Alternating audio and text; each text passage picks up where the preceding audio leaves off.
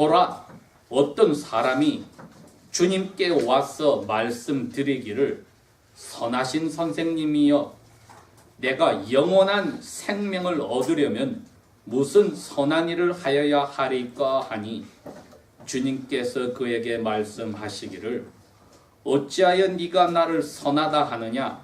선하신 분은 오직 하나님 한 분뿐이시니라. 그러나 만일 네가 생명으로 들어가기를 원한다면 그 계명들을 지키라 하시니, 그가 주님께 말씀드리기를, 어떤 계명이니까 하매 예수님께서 말씀하시기를, 너는 살인하지 말라,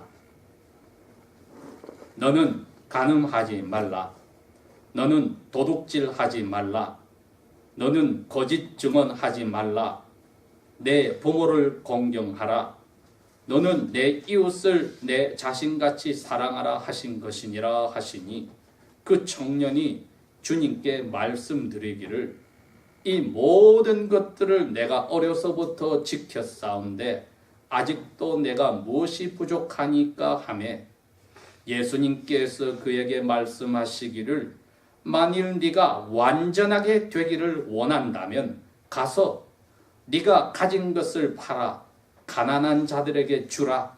그리하면 너는 하늘에 보화가 있으리라.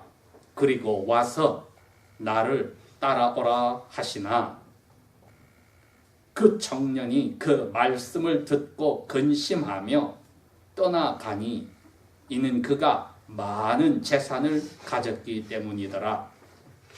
그때 예수님께서 제자들에게 말씀하시기를, 진실로 내가 너희에게 말하노니 부자는 하늘의 나라에 들어가기가 어려우니라. 다시 내가 너희에게 말하노니 낙타가 바늘에 귀를 빠져나가는 것이 부자가 하나님의 나라에 들어가는 것보다 더 쉬우니라 하시니, 주님의 제자들이 이 말씀을 듣고 그들이 심히 놀라며 말씀드리기를, 그러면 누가 구원을 얻을 수 있으리까 하매, 예수님께서 그들을 천천히 보시며 말씀하시기를, 사람들로서는 이것이 불가능하나 하나님께는 모든 것들이 가능하니라 하시니라. 그때에 베드로가 대답하여 주님께 말씀드리기를, 보소서 주님, 우리는 모든 것들을 버리고 주님을 따라왔나이다. 그러므로 우리가 무엇을 장차 받으리까 하니, 예수님께서 제자들에게 말씀하시기를, 진실로 내가 너희에게 말하노니 인자가 자기 영광의 보좌에 앉을 때에 나를 따르는 세대의 너희도 12 왕좌에 앉아 이스라엘의 12 지파들을 심판하리라. 또 내 이름을 위하여 집이나 형제들이나 자매들이나 아버지나 어머니나 아내나 자식들이나 토지들을 버린 자마다 이 세상에서 100배로 받을 것이요 장차 영원한 생명을 상속받으리라. 그러나 먼저 된 많은 자들이 나중이 되고 나중된 자들로서 먼저 될 자들이 많으리라. 아멘. 오늘 이 말씀은 제가 작년에 성경 말씀을 한번 다 읽어 나갈 때에도 전해주었던 말씀입니다. 특별히 오늘 나오는 이 부자 청년에 관해서는 나이가 기껏해야 20대 정도가 아닐까 짐작이 됩니다. 예수님의 제자들 가운데서 20대 이상은 한 사람 사도 베드로였고, 예수님이야 이제 오늘 여기 나오는 이야기쯤에는 나이가 이제 32살에서 33살 가까이 되었으니, 예수님의 그 10대 청년들인 나머지 11 제자들의 눈에, 그리고 어른 노릇을 하는 베드로의 눈에도 이 부자 청년은 부러움의 대상이었습니다. 그런데 이건 아주 우리가 들을 때에 샤킹한 내용입니다. 도저히 이해가 되지 않는 사건이었습니다. 그 당시에 부자는 오늘날의 부자들, 즉 유대인으로서 하나님을 믿는 부자들이나 오늘날 그리스도인으로 하나님을 믿는 부자들이 이러한 생각을 했다는 자체가 놀라운 일입니다. 먼저 마가복음 제10장에도 이 부분이 설명이 되어 있고 누가복음 제18장에도 이 부분이 설명이 되어 있는데, 보통 마가복음은 모든 사건을 추려서 써놓는데도 불구하고 이 부자 사건에 관해서는 마태처럼 아주 길게, 심지어는 누가보다도 더 길게 써놓았습니다. 거기에 보면은 부자 청년 관원이 아주 고급 공문이란 것입니다. 예수님께 달려왔다고 표현을 했습니다.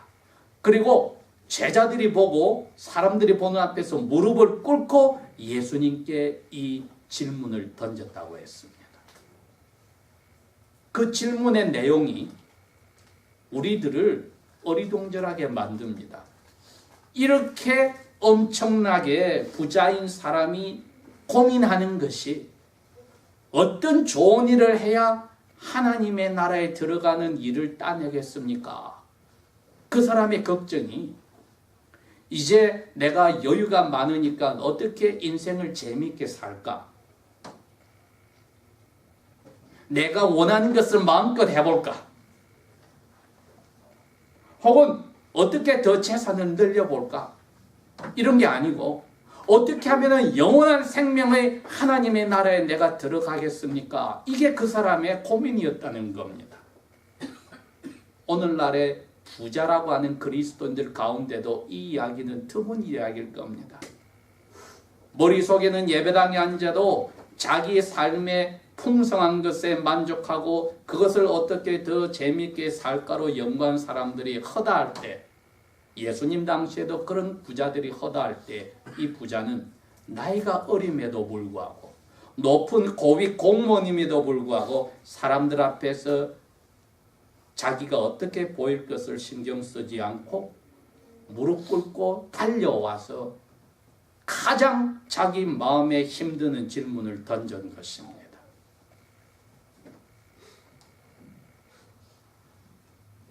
이 질문은 오늘 우리가 날마다 가져야 될 간절한 소망이기도 합니다. 왜? 자기가 완전하여져서 하나님 나라에 들어가겠다는 그 소망. 우리 그리스도인들은 잘못된 켈빈주의의 예정론에 들어가거나 값싼 하나님의 은혜를 부르짖는 사람에게는 이게 부끄러운 이야기입니다. 왜?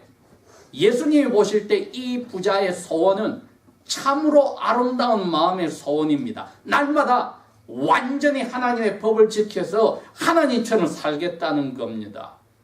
레위기 19장에도 고백하였고 예수님이 말했듯이 너희들이 의로움이 우리 시대의 종교 지도자들과 선생들보다 더 뛰어나지 않으면 결단코 하나님 나라에 들어가지 못한다고 하신 말씀, 하늘의 아버지가 거룩하니 너희도 거룩하라고 하신 말씀은 율법을 완전히 지켜서 하나님 아버지처럼 살아야 된다는 말씀인데, 이 부자는 바로 그 소망을 가지고 예수님께 와서 물었던 것입니다. 이 부자의 태도는 오늘날 명목적인 그리스도인들, 특별히 부를 누리는 그리스도인들, 또 부자를 부러워하고 돈에 욕심을 가지는 가난한 그리스도인들을 다 부끄럽게 하는 질문입니다. 예수님이 이 부자 청년의 그 아름다운 마음을 아셨기에 17절에 그렇게 이야기합니다. 너 진정으로 생명으로 들어가기를 원하느냐? 여러분, 영원한 생명이라고 물었는데 예수님이 생명이라고 합니다. 그 부자의 눈에나 예수님의 눈에 영원한 생명은 그냥 생명입니다. 즉 하나님처럼 살겠다고 하는 소망을 가지지 않은 사람의 삶은 죽음이라는 것입니다. 이 생명을 가지기를 원한다면, 거기로 들어가기를 원한다면, 그게 새하늘과 새 땅에 예수님 왕으로 계실 하나님 나라인데 거기를 들어가게 한다면 아니나 다를까 모든 계명을 지켜라, 나를 믿으라 하지 않고 모든 계명을 지켜라, 부자의 소망에 꼭 맞는 답을 오늘 우리에게도 그 말씀을 똑같이 하시는 겁니다.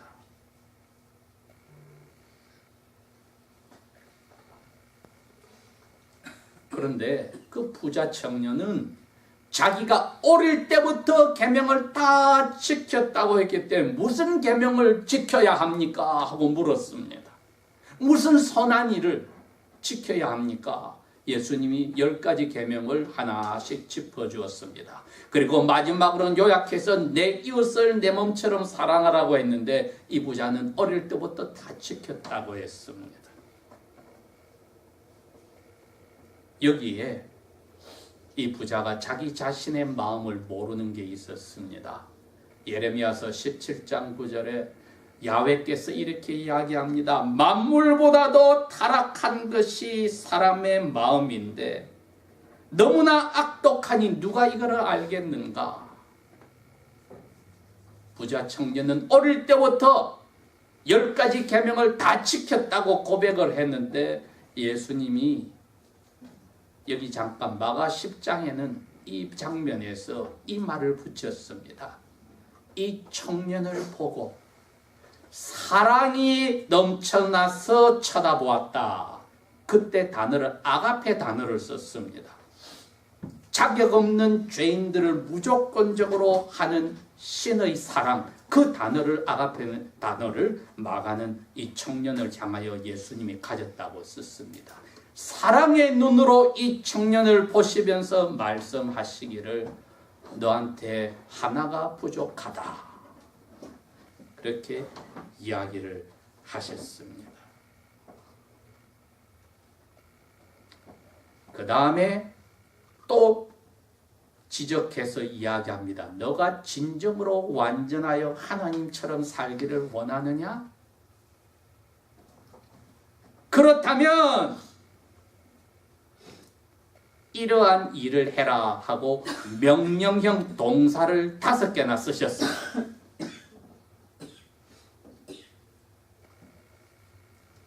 집으로 가라. 너 가진 모든 재산을 다 팔아라. 3번째로는 그거 가난한 사람들에게 주어라. 요까지만 하면은 예수님이 그럽니다. 너는 하늘에 보화를 쌓아 놓았느니라. 여러분 기억납니까?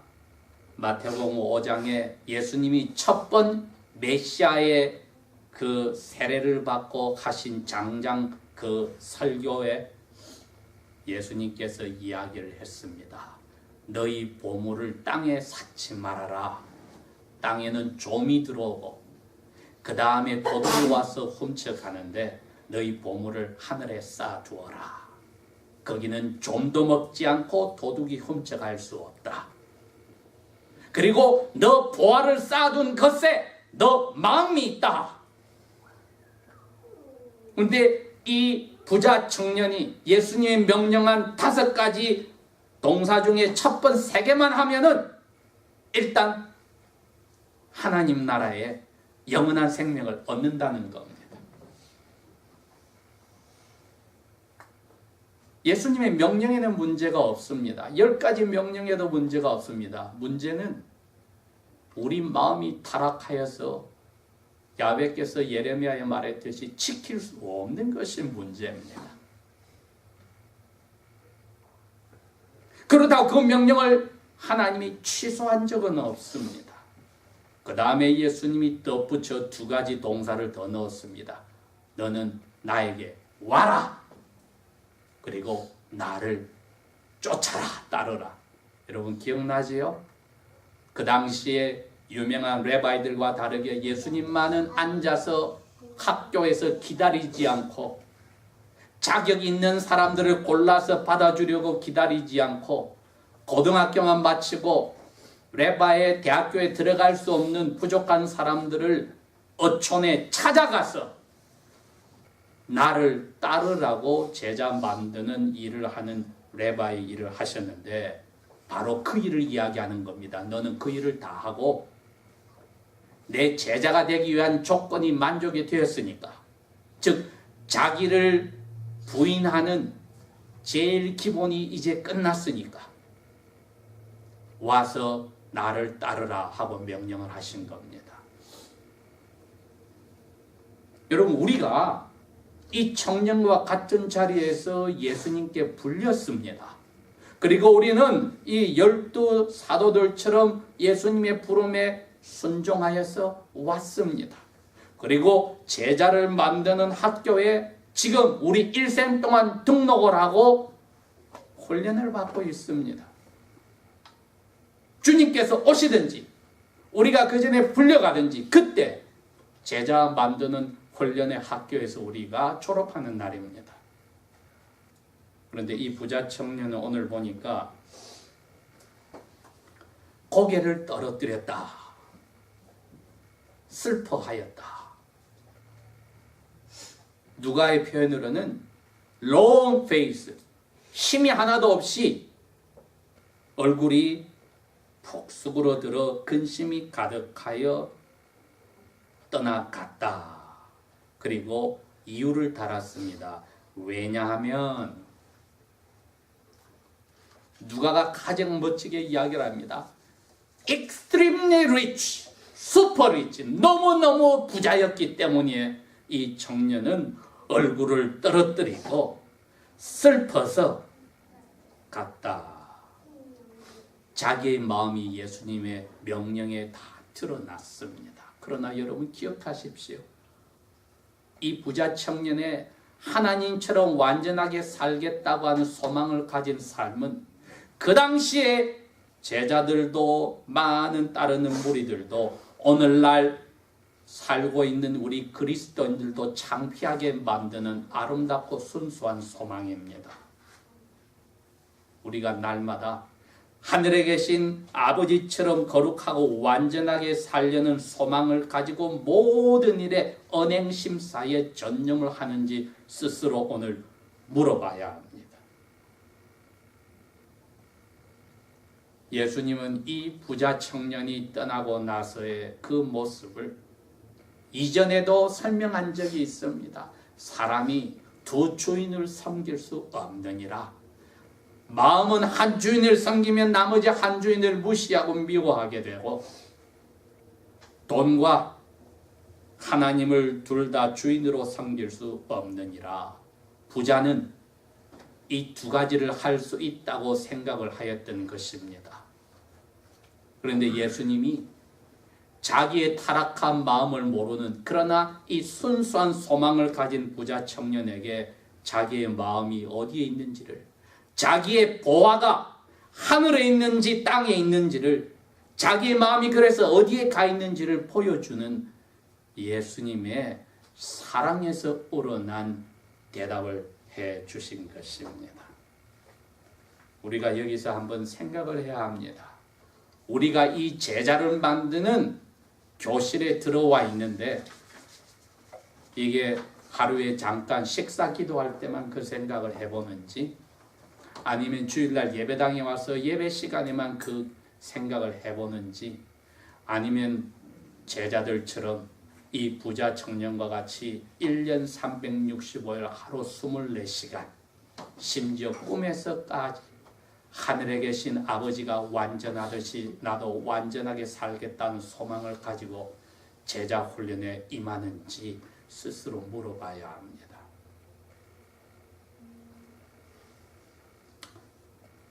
이제 예수님이 제자들을 돌아보면서 가르치실 시간이 되었습니다. 여기에 마가가 두 번에 걸쳐서 설명을 했는데 마태는 하나로 묶어서 설명을 합니다. 내가 진실로 이야기하는데 부자가 하나님 나라 들어가기는 아주 어렵다. 제자들이 그 소리에 깜짝 놀랐다고 했습니다. 그 다음에 예수님이 곧 이어서 또 이야기합니다. 낙타가 조그만 바늘 귀로 들어가는 것이 부자가 하나님 나라에 들어가는 것보다 훨씬 쉽다. 그 말에 제자들은 더 크게 놀라서 입이 벌어져서 담을 줄을 모릅니다. 아니나 다를까 베드로가 그럽니다. 그렇다면 우리 유대인 신자들 중에 누가 구원을 받겠습니까? 생명을 얻겠습니까? 하나님 나라에 가겠습니까? 왜 그렇습니까? 오늘날에도 불쌍하게 이런 생각이 만연하고 그 당시에도 유대인들 가운데 만연한 것이 사람이 물질적으로 풍부하면 하나님께 복받았다고 생각했기 때문입니다. 저렇게 하나님께 복받은 사람이면 하나님 나라에 이미 들어간 사람인데 그 사람이 하나님 나라에 들어가기가 낙타가 바늘 기가기는 것보다도 더 어렵다면 이거는 못 간다는 말 아닌가.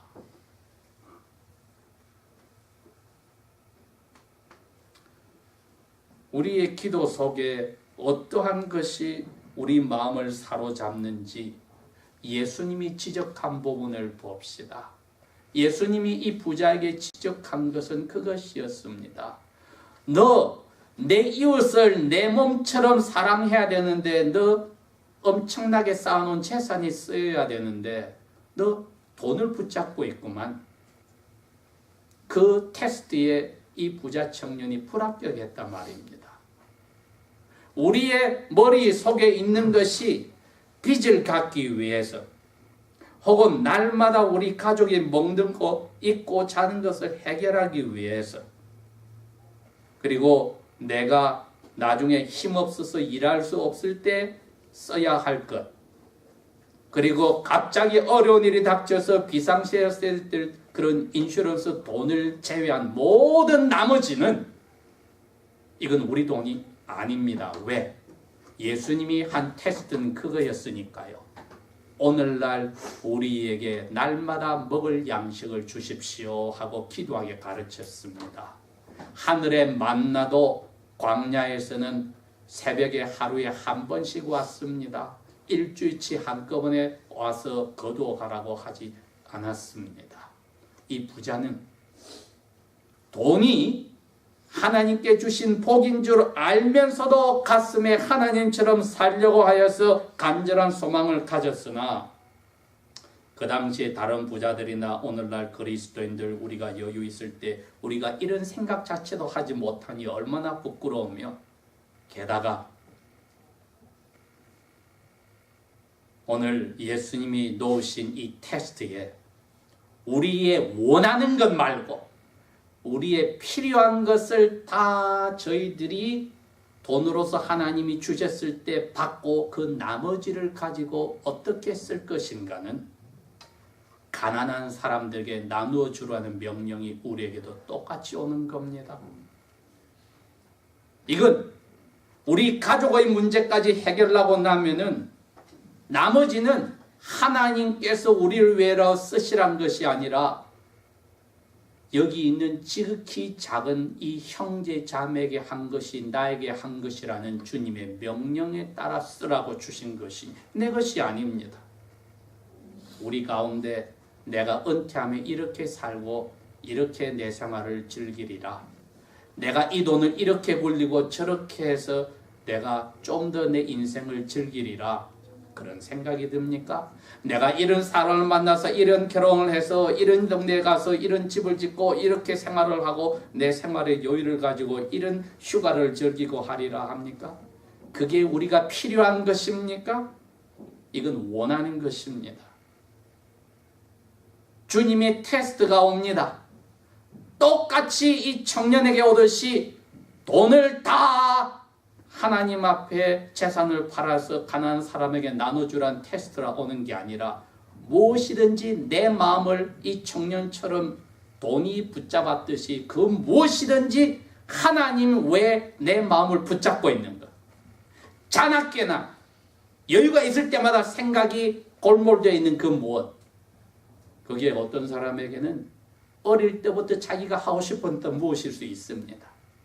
어떤 사람은 결혼하고 나서 생긴 여유가 생기고 나서 혹은 미국에 이민하고 나서 생긴 그러한 계획들이 있습니다. 여러분 그런데 그게 하나님께서 나의 삶에 원하시는 계획인지 물어보았습니까? 하나님이 나에게 이처럼 내 생활을 즐기라고 하는 것인지 물어보았습니까? 나에게 시간과 건강과 재산의 여유를 주었을 때 이걸 나를 위해서, 내 가족만을 위해서 쓰라고 하나님이 나에게 주셨다고만 생각하고 물어보았습니까? 심지어 가까운 자기 남편에게, 아내에게 당신이 마음에서 원하는 것이 무엇인지 한번 물어본 적이 있습니까? 그 대신 내가 원하는 것을 추구하고 거기에 전념하여 지금까지 생각이 골몰했다면 낭패입니다. 왜? 그 생각이 부자 청년에게는 돈이 사로잡았듯이 자기를 사로잡고 있으니 예수님의 테스트에 불합격하는 것입니다. 슬피 얼굴을 하고 떠나는 모습과 다를 게 없습니다. 그러니 오늘 누가가 이 사실을 짤막하게 기록할 때에 예수님께서 제자들에게 하나님께는 이게 가능해, 사람에게는 불가능해 하신 설명을 한번 보겠습니다. 누가는 18장에 이게 기록을 하고 그 뒤에 19장 1절부터 삭개오 이야기를 꺼냅니다. 즉 이 부자 청년과 대조되는 부자를 한 사람을 끄집어내서 이야기를 합니다. 삭개오가 여리고성에 수많은 넉넉한 부자 제사장들이 사는 동네에 사는 세리의 장이었다고 했습니다. 이스라엘 공예가 로마와 계약을 해서 세금을 얼마 내겠다고 정해놓으면 그 세금을 세리장들에게 나누어서 거둬들이게 합니다. 그러면 세리장들은 자기 밑에 부하 세리들을 또 만들어서 돈을 걷게 해서 자기가 챙깁니다. 그래서 세리장은 세리 중에 가장 부자입니다.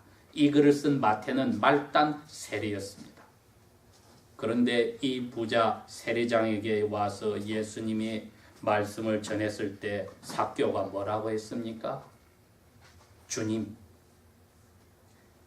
제가 다른 사람에게 억지로 착취를 해서 돈을 벌린 거 4배로 갚아주겠습니다. 그리고 제 재산 남은 것도 반을 잘라가지고 가난한 사람에게 다 나눠주겠습니다. 여러분, 이것은 예수님이 말한 대로 오늘날 구원이 이 집에 이르렀다는 것처럼 사람으로는 할 수 없다는 겁니다. 부자가 이렇게 하나님 나라에 가려고 바뀌는 것은 하나님의 은혜만이 가능합니다. 그렇다면 가난한 사람은 하나님 나라에 자연스럽게 즐겁게 들어갑니까? 돈에 대한 것이, 돈 욕심이 부자보다 더할 수가 있는데, 가난한 사람도 부자도 하나님 은혜로만이 하나님 나라에 들어간다는 것을 오늘 예수님은 제자들에게 밝힌 겁니다. 그러나 하나님 나라에 들어간다고 정해놓았다 하더라도 너희들이 이제부터는 다른 것을 하나님 외에 첫째로 하지 않는다고 삶을 살아간다 하더라도 하늘에 가서 받을 상들이, 영광의 종류와 질이 다 다를 거야. 많은 사람들이 시작은 하나님 뜻대로 산다고 하였지만 서서히 쇠퇴하여서 하늘에서는 부끄러운 구원의 자리에 갈 수 있고, 삭개오처럼 시작은 하나님 나라 밖에 있다가 돌아서서 자기의 삶이 하나님의 은혜로 돈에 더 이상 사로잡히지 않고 하나님을 위해서 자기의 모든 여유 있는 것을 쓰게 될 때에는 나중된 자가 먼저 되는 자리에 들어가는 것이니, 예수님께서 아가페 사랑으로 살펴본 이 부자 청년의 마지막 이야기는 나와 있지 않으나 제자의 부르심에 분명히 이 부자는 응답하였을 것이니, 저희들이 마음을 사로잡는 것이 그 무엇이 되었든지 부자가 하나님 은혜로 하나님 나라에 갈 수 있다면 우리도 하나님의 은혜로 하나님 나라에 가는데 순수한 하나님처럼 완전하게 살겠다고 하는 그 생각이 우리의 24시간 하루의 삶을 사로잡는지 오늘 저희들이 물어보아야 할 것입니다. 기도하겠습니다.